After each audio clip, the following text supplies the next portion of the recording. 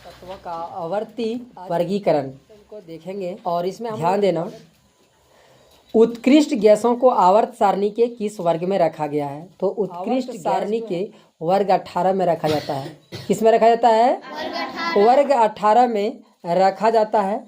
और ध्यान देना कि पृथ्वी पर सबसे कम पाई जाने वाली धातु जो पृथ्वी पर सबसे कम पाई जाती है, और ये होगा एस्टेटिन। क्या हो जाएगा? एस्टेटिन हो जाएगा। ठीक है ना? तो वाला तत्व कौन सा है? तो सर्वाधिक घनत्व वाला तत्व में आपका आ जाएगा ऑस्मियम। क्या आएगा? ऑस्मियम आ जाएगा, याद रखना। ठीक है, ऑस्मियम हो जाएगा सर्वाधिक घनत्व वाला। और तत्वों का कौन सा समूह रेडियो सक्रिय समूह कहलाता है? तो ये कहलाता है एक्टिनाइट समूह। ठीक है ना? एक्टिनाइट समूह कहलाते हैं तत्वों के समूह सा रेडियो सक्रिय समूह कहलाता है। ठीक है ना? और आंतरिक संक्रमण तत्व क्या है? तो एंथेनाइट और एक्टिनाइट है इसमें। और ध्यान देना, तत्वों से संबंधित प्रमुख तत्व क्या है ये चीज जानना है। कुल तत्व जो है, कुल ज्ञात तत्वों की संख्या अभी तक जो है 118 है। कितनी है? 118। अगर ज्ञात तत्वों की संख्या कितनी है तो 118 हो जाएगा। और प्रकृति में प्राप्त तत्व ये है 94। प्रकृति में प्राप्त तत्व कितने हैं? 94 है, याद रख लेना। और कृत्रिम विधि से निर्मित तत्व जो है 24 हैं। क्या है? 24 तत्व ऐसे हैं जिसको कृत्रिम रूप से निर्मित किए गए हैं। 94 तत्व ऐसे हैं जो प्रकृति में पाया गया है। कुल ज्ञात तत्व कितना है? 118 है। ठीक है। और धातु तत्वों की संख्या 91 है। कितनी है? 91। धातु तत्वों की संख्या 91 है।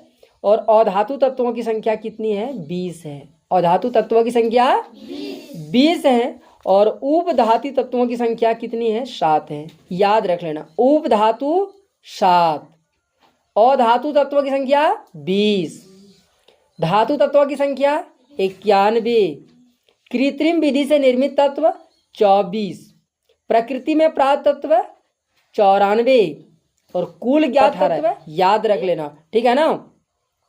और भूपर्पट्टी में सबसे अधिक मात्रा में पाया जाने वाला तत्व जो है वो है ऑक्सीजन। कौन है? भूपर्पट्टी में सबसे अधिक मात्रा में पाया जाता है ऑक्सीजन। ठीक है ना? और भूपर्पट्टी में सबसे अधिक मात्रा में पाए जाने वाला धातु तत्व अगर पूछेगा ना तो एल्यूमिनियम हो जाएगा। धातु तत्व में क्या हो जाएगा? एल्यूमिनियम। और ऐसे तत्व पाएगा पूछेगा जो कि भूपर्पट्टी पर सबसे अधिक पाया जाता है तो ऑक्सीजन। और भूपर्पट्टी पर सबसे अधिक पाए जाने वाले धातु तत्वों में क्या हो जाएगा? एल्यूमिनियम हो जाएगा। सबसे हल्का तत्व हाइड्रोजन। सबसे हल्का तत्व में क्या हो जाएगा? हाइड्रोजन। सबसे भारी तत्व में ऑस्मियम। क्या आएगा? ऑस्मियम। सबसे हल्की धातु तत्व लिथियम। क्या होगा? लिथियम। द्रव धातु तत्व पारा। द्रव धातु तत्व क्या होगा? पारा। द्रव के रूप में पाए जाते हैं।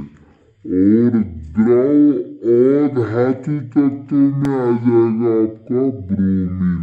क्या आ जाएगा? ब्रोमीन, याद रखना। और विद्युत की सबसे अच्छी सुचालक धातु तत्व कौन है? चांदी।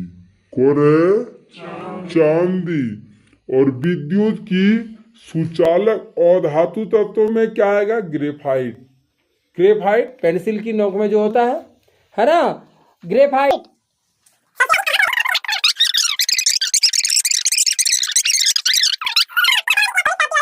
क्लोरीन होगा। क्या होगा? क्लोरीन।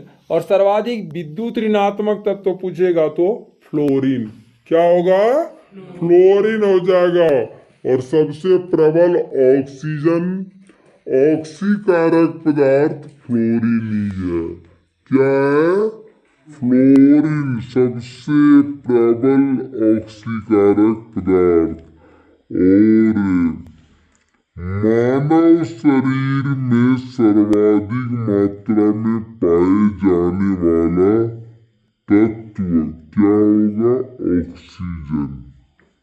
मनुष्य के शरीर में सबसे अधिक जो पाया जाता है तत्व ऑक्सीजन है।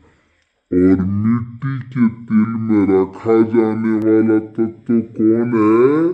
सोडियम है। ठीक है ना? सोडियम को मिट्टी के तेल में रखा जाता है।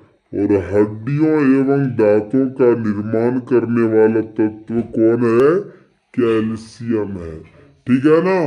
तो ये आज हम लोग ने क्या देखा?